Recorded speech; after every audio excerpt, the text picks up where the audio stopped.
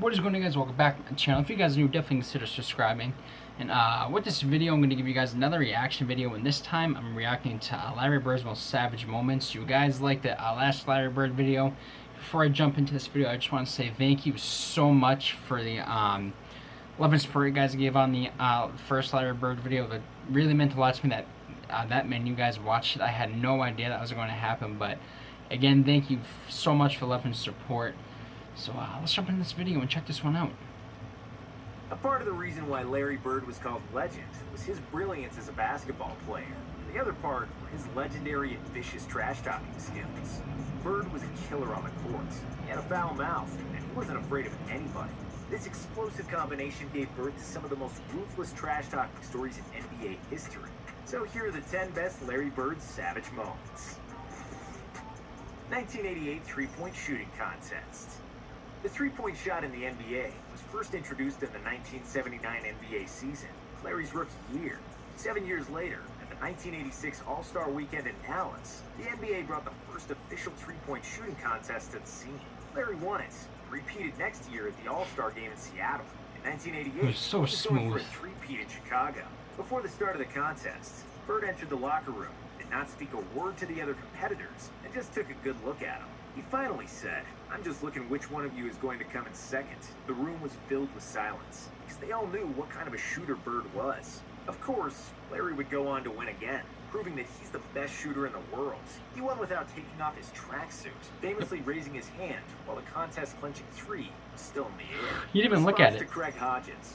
Craig Hodges was one of the best shooters in the 80s, and he competed in the three-point shooting contest with Larry each time Bird was participating. Larry won 3 times, and Craig finished second twice. When Hodges finally took home the title of the best three-point shooter at the All-Star Weekend in 1989, reporters asked him if the main reason for his victory was Bird's injury and non-participation. Craig said, "Larry knows where he can find me," and Bird replied, "I know where, the end of the Chicago Bulls bench, the left-handed game." Larry Bird was in the prime of his basketball brilliance in the 85-86 season. He led the Celtics to the title. They lost only 1 game at home throughout the season and the playoffs. 1 game? Setting an NBA record with 50-1. The Portland Trail Blazers were the only team to defeat the Celtics at home in December, so they were a good bet to win in front of their crowd in February. Before the game, Bird surprised his teammates and journalists by saying that he would shoot all his shots with his left hand, except long jumpers. This was the last game of a long road trip. Larry would always find new motivations and challenges to get through the monotonous grind of the regular season. The game against Portland, he'd go on to have one of the most memorable games of his career. He hit a shot to send the game to overtime, and then hit a game winner in the OT. Bird finished the game with 47 points, 14 rebounds. A couple of you guys told me that in the comments last week. He scored 22 points with his left hand out of sheer boredom. Our last video. Which tells you how insanely good and confident this guy was. White guys guarding him. Larry is not white. Larry is clear, said Bill Murray in Space Jam, while explaining Bird's ethnicity to Michael Jordan. Larry Bird had skills for days. He was thinking the game 3 moves in advance, and his jump shot was money. He was nimble at 6'9", but he wasn't by any means an athletic player. Bird suffered from WMCJ syndrome, which stands for white men can't jump.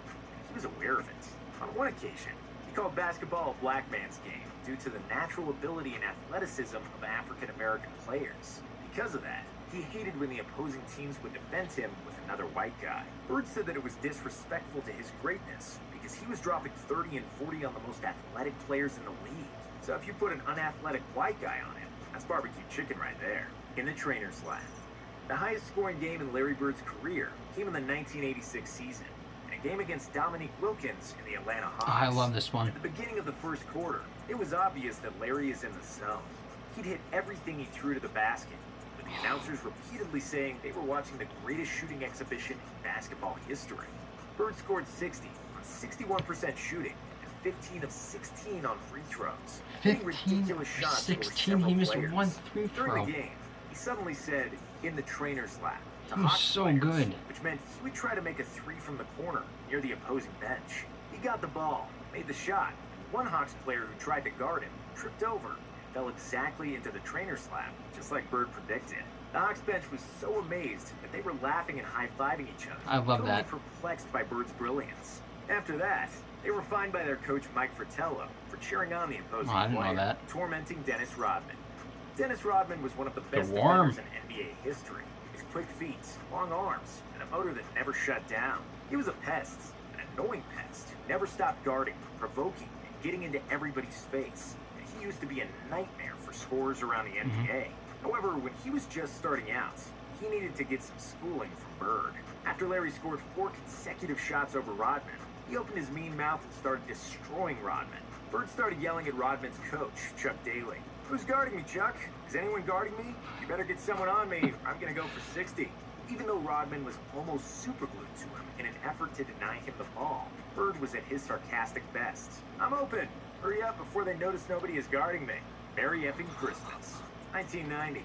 Larry Bird loved to play against the Indiana Pacers, where he was always greeted as a king. It was where the hick from French Lick grew up, made his first basketball steps, and took Indiana State University to the 1979 NCAA Finals. And the game Boston played against the Pacers played on December 26, 1990. Forever be etched in memory of the Pacers shooting guard, Chuck Rifleman Person. Before the game, Person said to the reporters, "Rifleman is in the building. I'm going bird hunting today." At the tip-off, not right. I wouldn't talk trash to Larry Bird. While Chuck sat on a bench during the game, Bird received the ball in the corner and shot a three-pointer. As the ball was flying towards the basket, Bird turned to Person and said, "Merry effing Christmas." The ball, of course, came in without touching the He didn't even watch it go in. The Suns bench.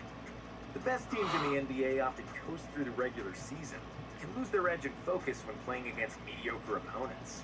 In one game against the Phoenix Suns, the Celtics lost a double-digit lead and were trailing by 2 in the final seconds. The Celtics had the possession. They could tie the game and go to overtime, or win it with a 3.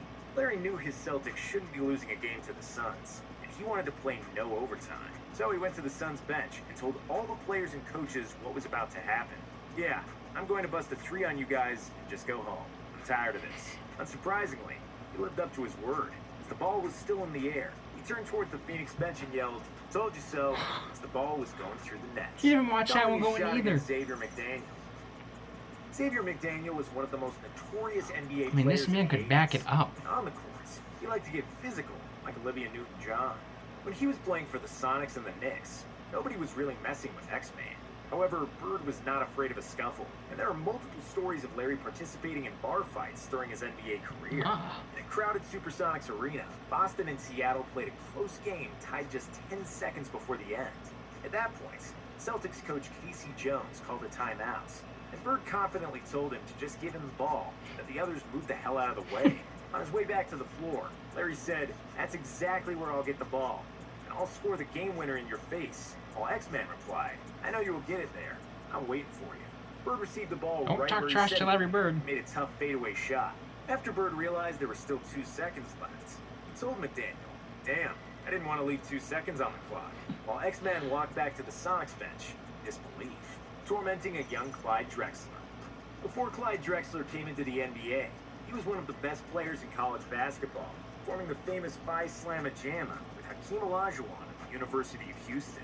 Drexler was selected by the Blazers with the 14th pick in the 1983 NBA draft. Even as a rookie, he was already one of the most athletic guys in his position. However, Bird wasn't impressed. When Drexler subbed in the game against the Celtics, he started guarding Bird. Larry smiled at him and mockingly said, "You can't stop me. You're a rookie. You don't know anything."